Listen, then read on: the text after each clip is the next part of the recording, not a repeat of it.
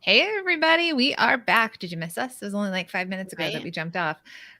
So we are back for another Small Biz Founders episode. We're so excited. This is going to be 4 of us on this episode. So 2 partners talking to 2 partners. So quadruple the fun. Yeah, I mean, you obviously. better believe it. It's true. We had to start this and we're like, we should just have coffee instead and chat and laugh. So we're going to jump in, but as you're joining us, say hello in the comments. If you're watching the replay, you can write replay in the comments and chat with us. Even if you're watching the replay, comment back because we like to read all those comments. So we're going to jump in. You ladies ready? Yeah, we're ready. All right. Okay. Ready, Minna? Yeah. How am I going to describe you this time? Okay. All right. Ready? Lord help us. Lord help us all. Okay. Hey, everybody, and welcome to another episode of the Product Boss Podcast. I'm your host, Jacqueline Snyder, with my really funny co-host, Minna Kunlo-Sitep. Hey, Minna. Oh, I like that. Thank you very much. Hello, everybody. The last 2 I've gotten likes. Sometimes I'm just like, cool, I wince at some of the descriptors, but maybe you should describe me when we start. God, you should flip it. I would down for it. Yeah, they'd be down for it. We'll start again. No. So we're excited to bring you another episode of Small Biz Founders. We love to share the stories of small biz founders, especially our product bosses, and how they started their business growth, sharing some tips with you all, because I think it's really great that you can see these stories and then reflect on them and say, ooh, I've experienced something like that, or, oh, this is possible for me. So we really just want to expand everyone's minds, and also for you all to know that you're not alone in this world of product-based business ownership. So today we're really excited to have co-founders of Ninni and sisters. We have Joy Williams and Jane Molina on. Welcome, ladies. Hi, thank you. We're so happy to be here. Thank you so much. We are so excited. So we know your story, but not everybody does. So you're 2 sisters that started a business, a very incredible business. It's new, right? About a year old. Just turned a year old on March 1st. We turned happy anniversary. Thank you. Would you have thought 1 year later you'd be on a podcast talking about your $1 million business? That would be a no. That would be a no. I couldn't even imagine any of that. Yeah. So exciting. Though. I mean, it's surreal. Right? So they're both in the mastermind with us, and we've had the honor to work with them for the past few months, but we've known about your business for months now. I feel like it was last summer we were chatting on DM. But tell our listeners about what you sell. Okay. So like you mentioned, we are Ninni Co. We do offer a pacifier that is geared towards breastfed babies. So it is shaped, it moves, and the material is to mimic and to kind of help simulate that, to help a hole in the market that we saw breastfed babies to be pacified. Yeah, and it was one of those things that Jane had a need when her 3rd son was born. So she had babies kind of back to back. She had Irish twins first. Technically, they are not Irish twins. I don't know what the cutoff is. Is it 13 months? How close are they? So they're 5 days short of being a year apart. Okay. Oh, they're Irish twins. Are they? Okay. Because I find that I say that and people are like, oh, they're technically not Irish twins. So I'm just like, I told you that. Probably Irish people. Yeah, people who are real technical, right? We obviously know nothing, so don't quote us on any of this. I was going to say, that's it, quoting it, putting it in my book. I'm like, Minna and Jacqueline told me they're Irish twins. So there it is. But anyway, they are 5 days shy of a year apart. And then she ended up having a son, was it 3 years later after Noah? 3.5 years after my oldest, 2.5 years after, my Irish twin son. And so I was not able to breastfeed successfully the older 2 and was very excited that I was with my 3rd. And it was going great in the hospital. I was ready for the pain. I was ready for my milk not to come down.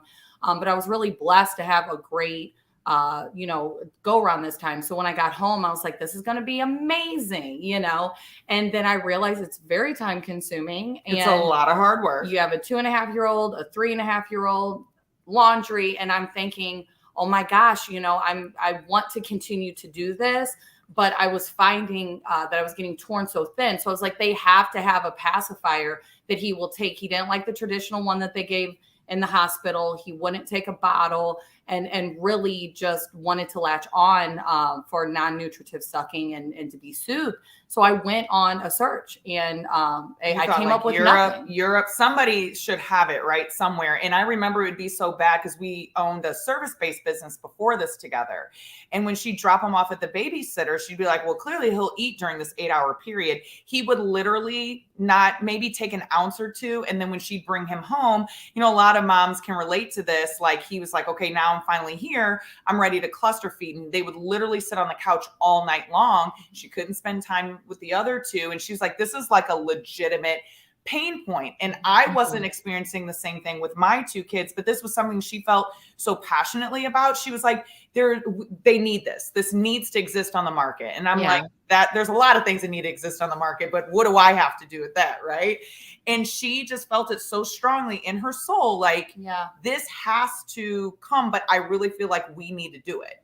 Now, of course, it was that cool moment of passion, right? Like, putting what is your purpose? Like, well, what am I created for? Right. But then also having a passion for something. So loving moms, families, loving kids, understanding self-care is very important, especially, in the mom space.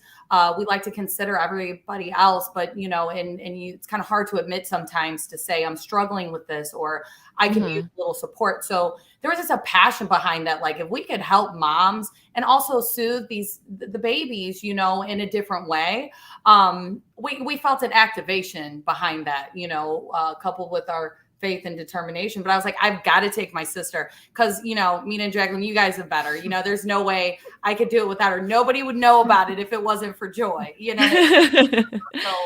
I was like, I can't do this journey without you. So you're got to do it. And we're doing it 50-50 all the way. So let's go. And so we then just went from this concept she had, she got it down on paper, and thus began our 7-year journey of creating this product. 7 years. Amazing. I love it. Cluster feeding is real. And also babies just simply using you as a human pacifier, so maddening. It's maddening. And I can't imagine having even more than one child. And then I think that, it is really hard, because you would give anything to be able to soothe your child, your pinky at a certain point, I'm sure, you know? So Your I love pinky. this. I would have given my whole arm at some point. And it's something that I think, when Jane was kind of researching, is there really a legitimate need, or is it just me?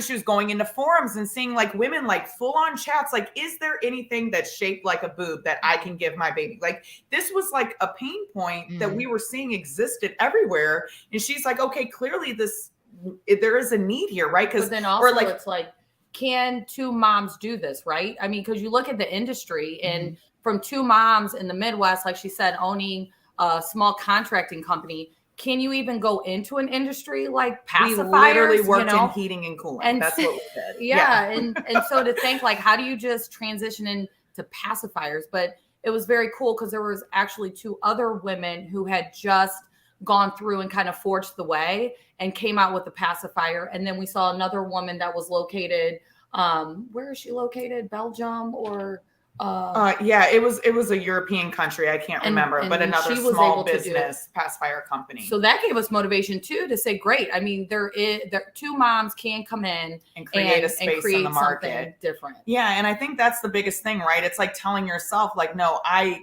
can do this. And then, you think about it, it is a journey, because, now you're like, okay, now I'm working with silicone and I'm working with manufacturing and all that, but it's a process, right? I think when people have ideas, they're like, just even the thought of going on a journey, it's overwhelming. But, what is it? The journey of 1,000 miles begins with the first step. Like, you can't do it all overnight anyway. So 7 years was okay, because we weren't in a hurry, but we knew it could be done. I'm sure because you had each other, you kept with it too, because oh my gosh, so true. So true. Because there were seasons, because of course in the beginning, since I felt it and I could kind of see it in my mind, I came in so passionately, because of course I was naive to it. I was thinking, we're going to meet the right people. People are going to say, this is amazing. They're going to pick it up, and we're going to have it in stores in 2 months, and then as we were able to talk to lawyers, go on the patent journey.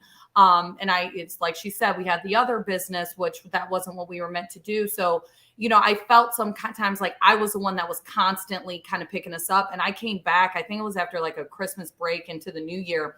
And I just looked at it. I was like, you know what? I'm moving on. Like I'm over it. Like my momentum was really slowing down, and we kind of hit a point to where we couldn't move. And I was like, you hit brick walls. And we were at a stuck point. And I was like, you know what? I'm just ready to let it go. But then she was like, no, you know what? I've been thinking about it. I got this fresh, feeling and fervor. Let's hit it. And then she would take it. And it was like, we kept doing that back and forth through it, kind of carried each other. So the finish line. Fought about it, you know what I'm saying? Without you, and you're just gonna watch me, we did all that. We did, and she's like, and you're gonna be upset when this thing's, and disappointment. I know, and then I was like, well, I don't want to be the big. Okay, so like it was a lot of that. I mean, 7 years is a long time. It's a long time. I mean, Minna and I too, we often say, I mean, we're very fortunate that we're partners, but we have to pull each other off the brink sometimes, right? Like it's like one person's about to jump and you're like, come back, we need each other for that. But also those little nudges forward and things that are uncomfortable or stretching ourselves or trying something new. So I know a lot of people are like, I need a business partner. Not necessarily true. And I think that's why because a lot of partnerships don't work out. We've both had business partners in the past that didn't work out. And that's why, let's say the mastermind. I've seen like relative ones like sisters or even husbands and wives that haven't worked out. Oh, so I would murder my siblings if I worked with them. Like I live on the other side of the country. Yeah, I knew like with my husband, I was like, we could never be into business together. No, like, I love you, but not in business. Yeah, same. But that's the thing, right? And I think it's looking for those support systems. So while it's you both are very fortunate to be able to work so well together, but anyone out there that's like, gosh, I need a partner, it's not necessarily true, but do you have a support system? When Minna and I met each other, we were biz besties. That's what we named each other because we were the closest to each other in business. Not necessarily like our kids weren't playing together. We don't even live in the same place, so it wasn't like we were normal best friends or anything, but it was about business and we aligned in that. So it's finding people that align on your journey. Yeah, it definitely is. And like you said, and then especially it's also in your journey, say if you are a solopreneur, right? And you have a pain point in a specific area, it's really trying to pinpoint, because now in the way our world is, there's always somebody available to freelance or to hire to fill in a gap where you're weak. And that's why I think it's so good, no matter if you have a partner or not, to know where you're weak so that you can fill it in, because there are people out there. And I never wanted, like you said, it's definitely a preference, but I didn't want to do the journey alone. So I knew, because Joy and I complement each other, and so like she said, some people are like, look, I like it just to be me. I trust me and I'm going to contract people out. But then it's okay to say, hey, there's these things that I know are needed and I don't have them. And I want somebody close to me that can do those things that isn't a contract. I want it to be deeper. I want you to be invested the way that I'm invested, because it is, in my opinion, kind of like a different drive, right? When you're invested in it. And I was so happy about that. But like you said, we've been through business coaching on a deeper level, almost like counseling to make it to where we're at. And we were grateful that we had the contract, because if, these two women, we can make it through heating and cooling. We're like, if we can make it through this business, we could do any business together, Literally. So seriously. Yeah.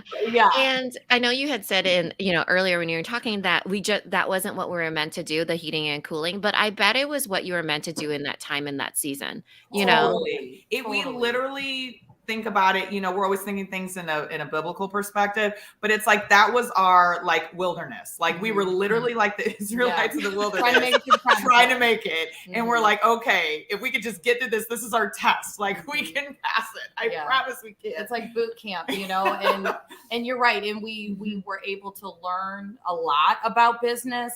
And we're about so grateful to be able to apply it. And the biggest thing that we learned, and if I could share anything with anyone, it's like know what your weaknesses are and be okay in that. To be like, you know what? I'm not good at that. And not only am I not, I'm not going to do it. Yeah. Okay. So, because, I would be the queen of saying, because it was in my wheelhouse, right? They'd be like, well, Joy can do that, so have her do it. And I'd be like, okay, I'll do it. But in my mind, I was like putting it off. Like, I hate that. But rather than just saying, look, I hate doing that, and I'm just simply not going to do it, it felt like I was like letting the team down rather than just being truthful and saying, you know what?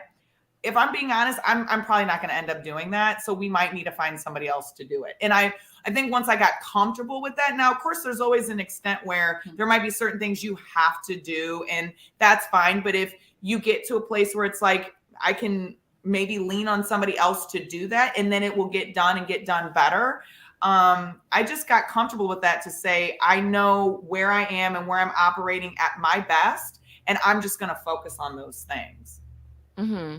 Yeah, for sure. I think you have to respect each other's skill set, even, and also give each other a bit of room. Like, when Jane, you were saying that you came back and you're feeling a certain way, you have to be able to, allow room for your partner to feel a certain way, and then you can push them through.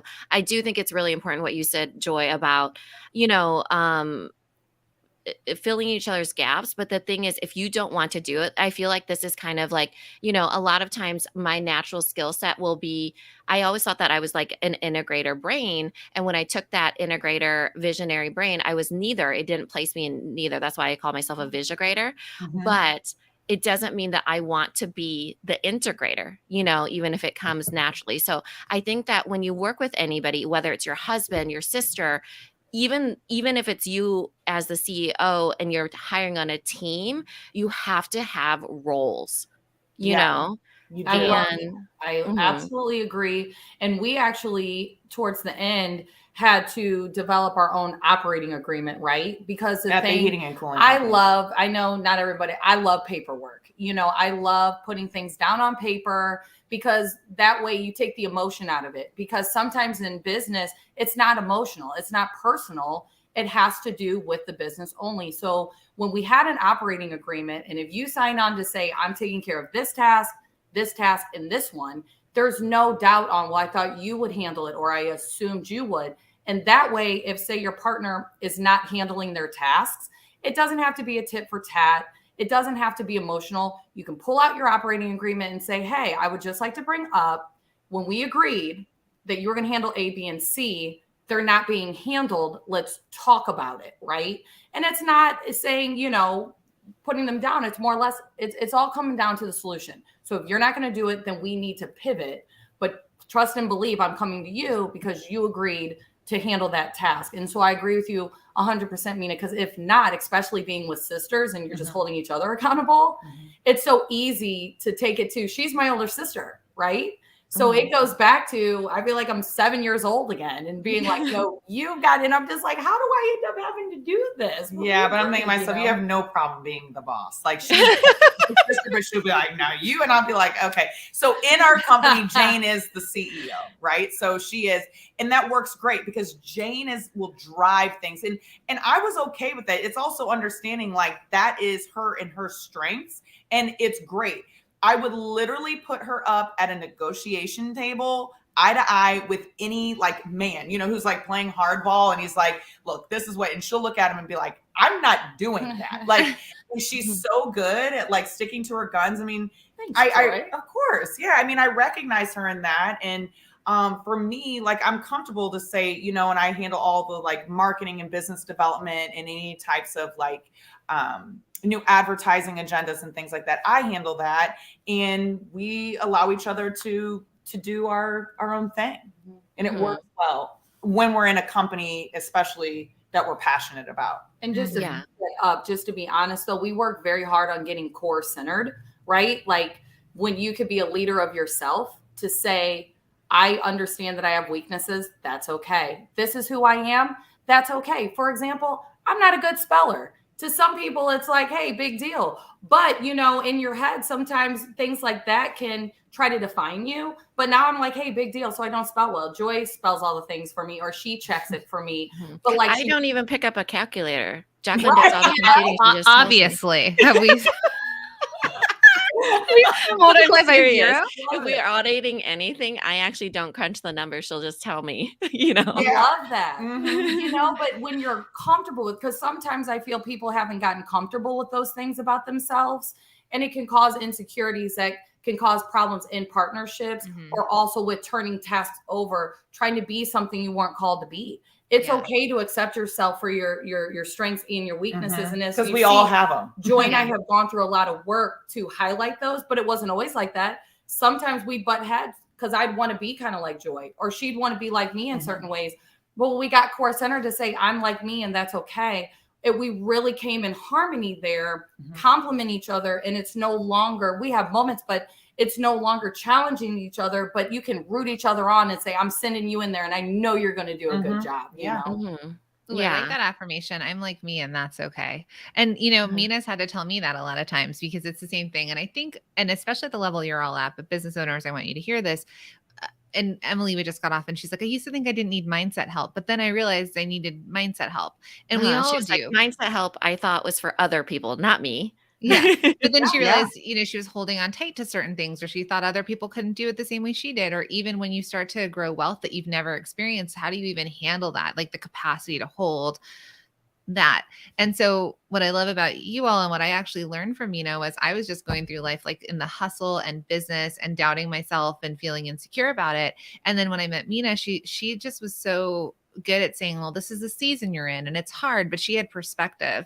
And so I really worked a lot on that, where it was like, oh, it's not always going to be like this. And she breaks things down really easily.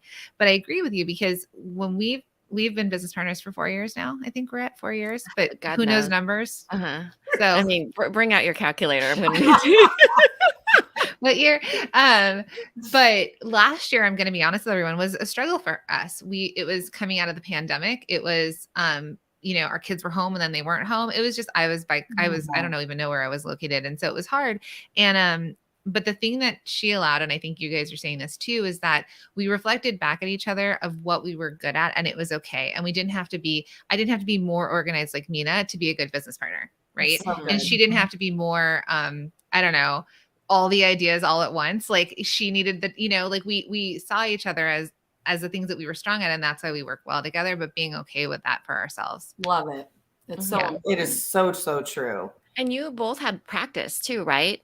Being each other's business partner because of the heating and cooling company, right? So I think you start to learn in life that people are simply wired differently. And I think that you, as a young person, you're so naive to that. You just think that this is the way I think and that's all there is. Totally. And then you learn in parenting that you actually are in control of none of it. Yeah. And people are just simply wired different, like that they're born certain ways or they learn certain skill sets. Like my two daughters are so different from each other that I'm just like, I'm so thankful for Layla because she will help Suri, who's the older one, 5 years older than her. She will be the tough one for her sister. I love that too. Yes. So it's like you kind of piece it together, but you learn, everybody does have their own skill sets. But I want to come back to Ninni and your journey. And so 7 years is a really long time, right? And you kind of went through that journey together. How were there kind of pivotal moments in your business that you felt like we needed to go through this season? And I want to highlight, there's probably some easy seasons and some hard seasons, right? Yeah. So I would definitely say that along the journey, when you're inventing a product, right? So we were literally changing the landscape of something that hadn't been done. So everybody we went to, they were like, we don't even know what you're talking about. You're going to have to explain to us like what it is you want it to do. And every time we'd see it, we'd have to come back and say, that's not good, do better, right? Like we'd give it to someone and say, this is our vision. Then they'd come back and we'd say, that's not quite it. So we were really trying to bring about something that had never been done. So I think that there were, but Jane and I were on the same page always as far as in terms of the design and kind of what it needed to do. But then we'd also be challenged, which I think was important by people, right? And it's okay to hear no, and it's okay for people to give you constructive criticism. And sometimes, the natural reaction is get defensive, but what it challenged us to do is go do more research. So when we found that as we developed, if someone would say, well, tell us more about who's your competition, Joy and I'd be like, nobody's our competition. We're our but then it would take us to the stores. So then we'd actually start pulling other products off, studying how does ours differ? Where is the actual hole in the market? But what I will say too, and then we'd get connected with someone who would be like, this sounds great. Let me see what I can do. Then they'd take it and they'd be like, you know what? I don't like the pace you guys are moving at. I don't like your vision. I don't like this. Sit there and have those conversations to say, and quite frankly, I don't think it's going anywhere. And literally to have to look at them and say, that's your opinion. This is Jane actually talking. That's your opinion. Thank you so much. In Minna's words or you two's words, we're going to bless and release, and then we're going to move on, because that might be your perspective. But just because we're not doing things the way that you would do them, that doesn't make me a failure, right? And it's like, if you let that into your heart and that starts to create doubt, you really have to come back to think about your why and what am I doing? Because especially when you're really trying to shake things up, or you have a vision to do something different, people are not always, they are not going to congratulate you. They're going to be like, there's no room for that. They don't understand that you'll lose people along the way, right? This is something that happened with me and Jacqueline. We have this big vision for what we're going to do for yesterday. We've been so hyped up. I mean, literally so hyped up that we bought plane tickets to go see each other. We were so hyped up. And then we were working with somebody and we were deflated after that. They poked so many holes in our idea. So many holes that we were like, oh my goodness. And we were like, you know what? In our guts together, our mutual gut, we know what's right for our business. We're on the same page. Let's move forward because we know what's right. And, you know, a lot of times when you're thinking really big, people won't come with you because they can't think that big or they don't see it, you know? Yeah. So I love that. I love that. Yeah. You guys And then it's so true, because even with Joy you talk to other, and like say someone we talk to work for a Fortune 500 company, when they started their product, they had a $2 million budget. They had test groups. They were able to sample this. They had venture capitalist money and all this other stuff. If you don't have that kind of money, if you don't do it this way, you will not be successful. We wouldn't allow that to penetrate inside, right? Because there's a difference between your brain and your heart. And sometimes in your brain, you know, it can lie to you. We all know, you know, you get the worst case scenario and this and that. But when you feel something in your heart, you don't allow your brain to always tell your heart. You keep on to what your heart's telling you to do and say, it's okay. And I love that in 2022. I think it's so much more available, that there's so many different ways to do things. And we have the opportunity to show it doesn't have to be done that way. Because it wasn't done that way before, it doesn't mean it can't be done. It needs someone to pioneer. And it takes pioneers to be able to go forward and say, that's okay. Maybe not today. Because like you mentioned, 7 years is a long time, but we even grew in that process. I think about it now. Our kids weren't at the right age. We weren't mature enough at the right age spiritually. We couldn't have handled it the way that we could. And so that's why I like to tell people when I talk to them, trust the process, right?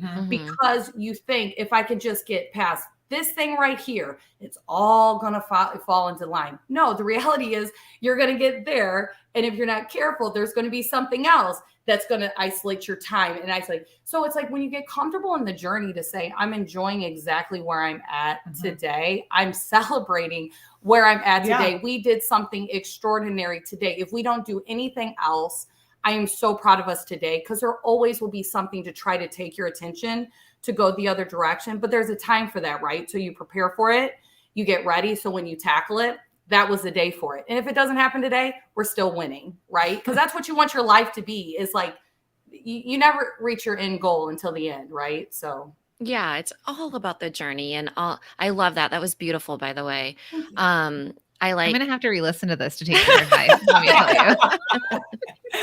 Yeah, I love that, because, you know, it is when there's just simply harder seasons in life too, and getting through those. And 7 years is a long time, but at the same time, like you said, you were different people. We were different people even a month ago, pre-pandemic. Our consumers were different, you know, so it's just a whole different thing. Also, I do believe it's law of exposure. Like I always think that, you know, that law of exposure, you're just simply not exposed to certain things, you know, like, you know, we're talking a little bit about venture capital and everything. Well, those people were exposed to a whole different world that they just simply had it a different way, you know, whereas it's just like, you have to figure it out in your own way. You're not exposed or have the options that other people had. It doesn't mean that it can't be done. It's just that you haven't been exposed to the right person or right path or whatever it is, you know? That's exactly right. So and we would get so deflated. I can't tell you how many times we applied for like these like grant programs or these things where they're giving you like interest-free capital and,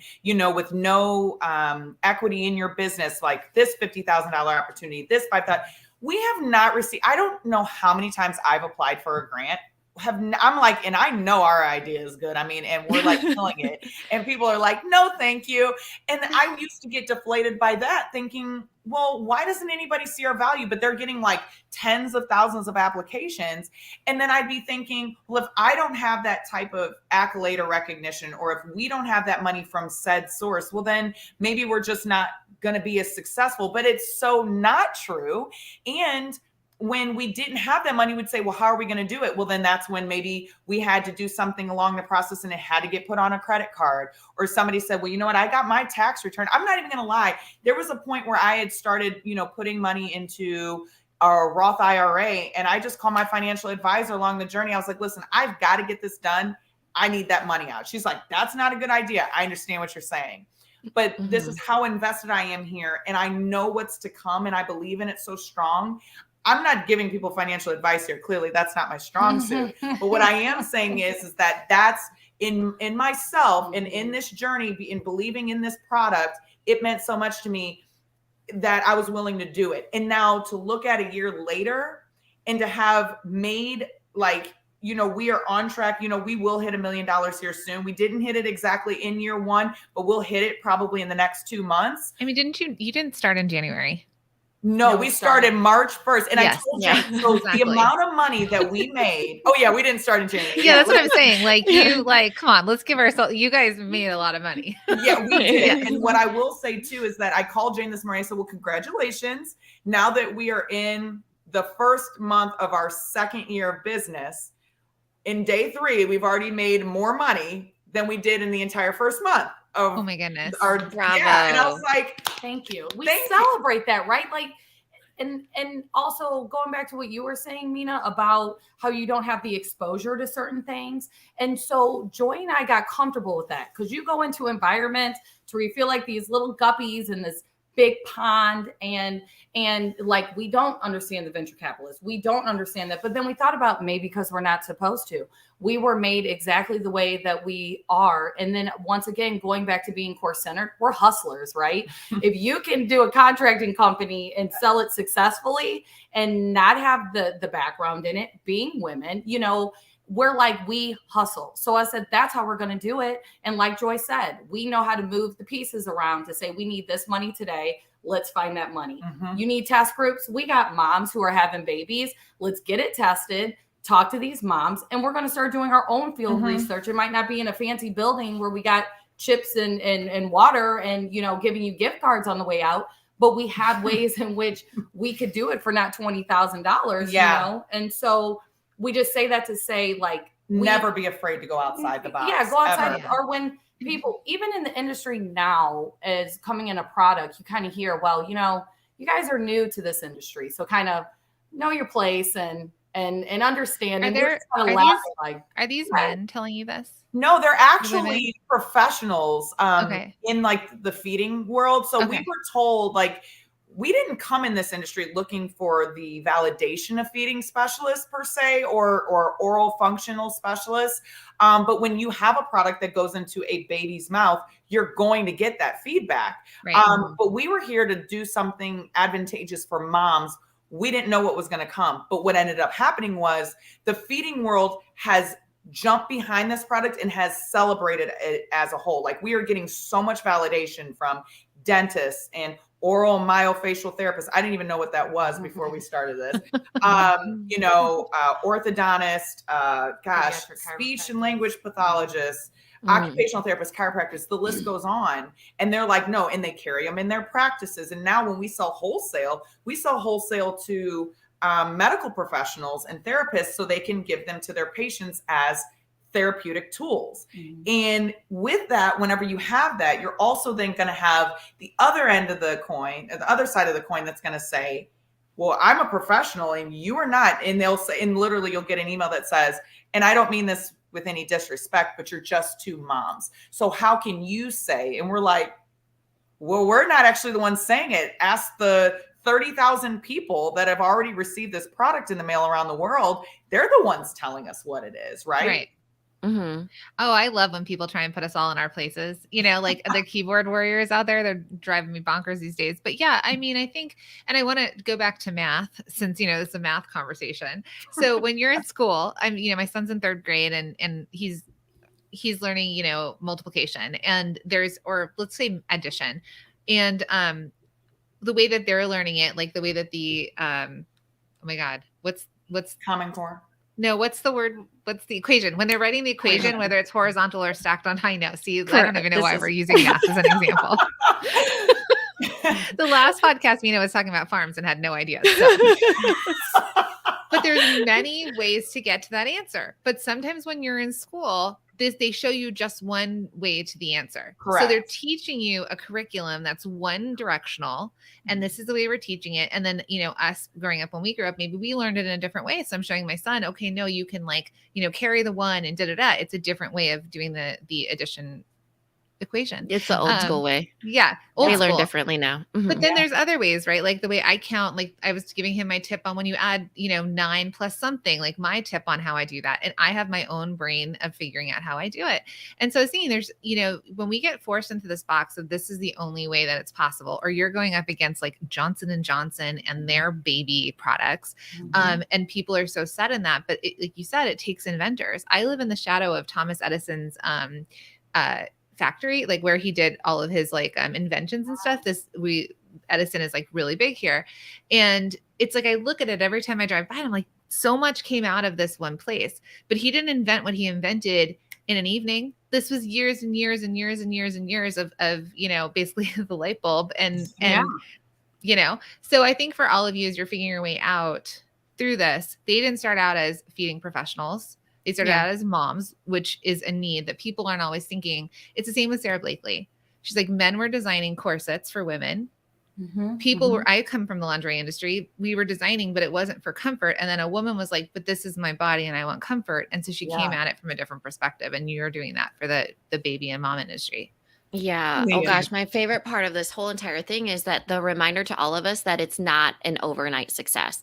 That is literally a myth, a unicorn, like a fake thing that, I think that when people are going to look at your journey coming up, they'll be like, oh yeah, this is so big. And, they got there and so quickly, but it's not true. Not even Rothy's, not even the bigger medium-sized businesses, and we get that all the time in our community where they're like, yeah, but I want to come out with all these things because this business has all these things, or this business, got there so quickly. And Sarah Blakely even started, way, way back when. Yeah. She did. I think that we're getting to share this part of your journey where you're just on the cusp of being this, huge business. And I want to serve everybody the reminder that it was not overnight. And that is the good part of it. Yeah. Because, you would have had to iterate that product along the way anyways. And now you're coming and you have all this knowledge and everything that you can that everybody else can benefit from, Yeah. And I think too, it's important to understand the difference between quality and perfection, because I think that people will let perfection get in the way of just going out there, right? So we reached a point where we knew when our product was just functionally not up to par, but then there was a part where you've been so emotionally attached to this thing for so long that you're almost like, is this it? Is it time? It can't be. And it's like, no.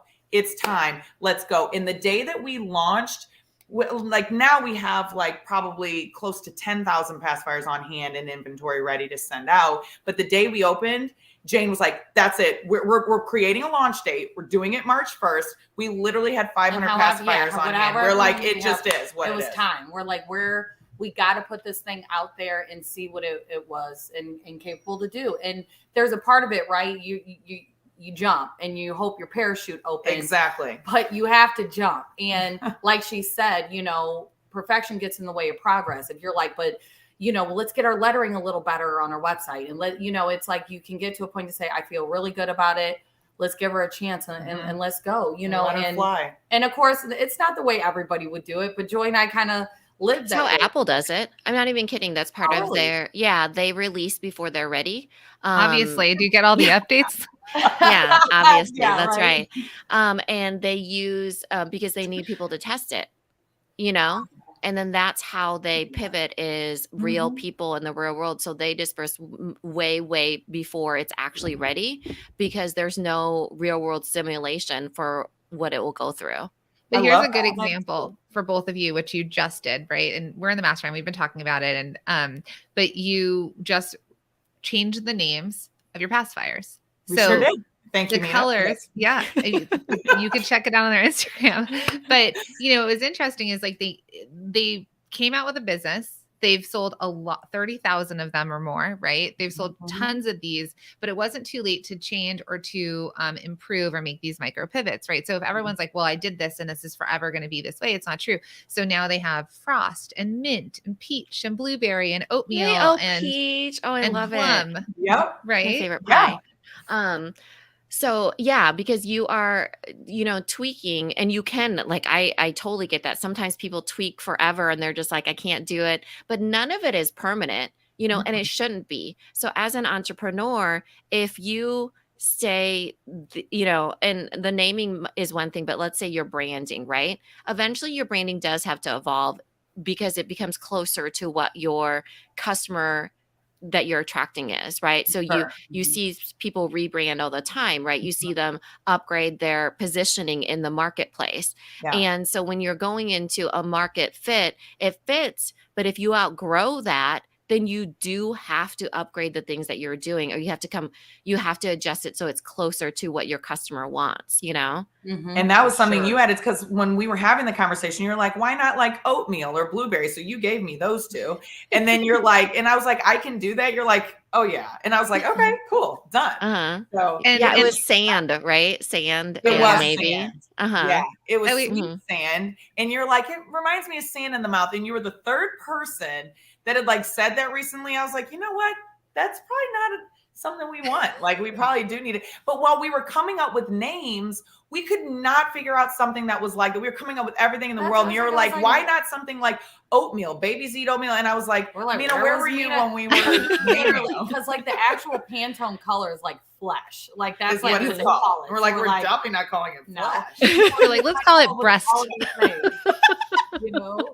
Nipple. Yeah, right. Flesh. You're like, gross.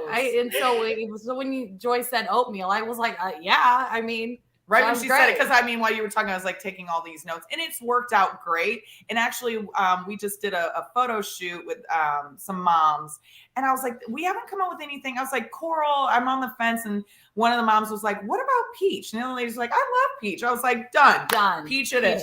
Peaches, and the pictures, all of it. And then if we all start to talk about babies' pacifiers, and then you look at the colors, which is also a big differentiator versus those pacifiers that were like the white top with a little bit of color or the print on it. So you start to see the design differentiation, the colors that are very Instagrammable and modern. And then when you say, oh, I want the peach, the mint, and the oatmeal, then you're, it triggers the brain to think through mouth feeding, and then they're fun names. So I love that you made that change, and you're doing such a good job for that. Of course. I don't know that we can say who you had a big meeting with, but we're really excited about, they had this huge meeting with a humongo company that we all shop at, and we're crossing our fingers that something happens with that. But that's the thing, right? For all of you, as you're thinking through, we don't know where our paths are going to take us. They worked on this for 7 years with small babies and weren't even able to use this on their own children, and grew this business, got it out there, have done so well. We're at a year exactly. We're recording this on the 3rd. And within a year, you more or less basically reached almost $1 million.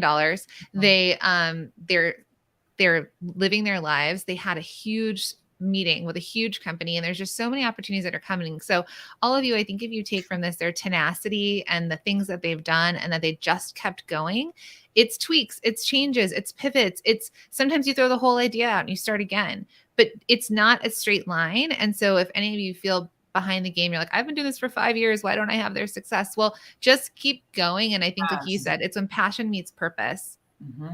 And then that's the formula to then hit extraordinary things like you. It's so true. Thank you so much. Yeah. I'm so excited to celebrate your 1 year. I So, know. so And then where are you located? I wanted to say. St. Louis, Missouri. Mhm. Okay, Mhm. St. We're in Louis, St. Missouri. Louis. So a shout out to everybody in St. Louis. Make sure you know, Yes. hype them Yeah. up. They're no longer in Shout heating and cooling in St. Louis area. Now No. it's Ninni and Co. So I want to wrap it and have both of you give advice to our listeners. What's your best piece of business advice to fellow small biz founders? Wow. So I always like to tell people that go into business doing something you are passionate about, right? And and it's fine if you're doing business that your dad did, your mom did, or people tell you to, but there's just something about when you believe in it and you're passionate, it gives you that drive, right? Like it was literally something that burned in my mind every day for 7 years. Like it wasn't an option to give it up until it actually came through to fruition. So what ended up happening even with me after launching it and being like, wow, I got it out there, right? Like, and if that can motivate you, like you said, if it's been 5 years, keep thinking of that day where one day people are going to see it. It is going to make it, right? Because it's so worth it, and that's what life is about, enjoy the journey. It's nice to have something to look forward to. So don't be quick to rush the finish line, because like I mentioned before, the finish line, we don't have one. Yeah, we don't have one. It's reaching one goal and then saying, now what? Because that's kind of the entrepreneur brain. That's what we love to do. We love to cultivate. We love to grow things. We love to see where we can go next. Enjoy the journey, be passionate about it, and keep going. Yes.